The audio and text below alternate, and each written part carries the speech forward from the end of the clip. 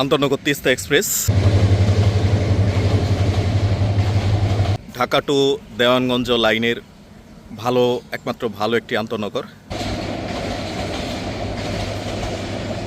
Brahmaputra express আন্তনগর, কিন্তু Brahmaputra এক্সপ্রেসও schedule বিপর্যয় ঘটায়।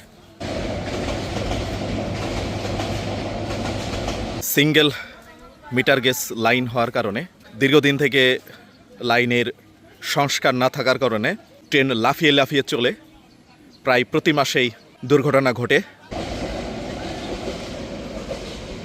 বগি রেখে ট্রেন চলে যায় অথবা মাঝখানে ছিঁড়ে যায়, ট্রেন লাইনচ্যুত হয়ে যায়। যদিও বড় দুর্ঘটনা ঘটে না, কিন্তু আল্লাহ পাক না করুক, বড় দুর্ঘটনা ঘটার আগেই একটা সংস্কার করা দরকার। এই ঢাকা টু ময়মনসিংহ, জামালপুর, দেওয়ানগঞ্জ লাইনটা দীর্ঘদিন থেকে অবহেলিত। 100-150 বছর আগের রেলপথ এটা।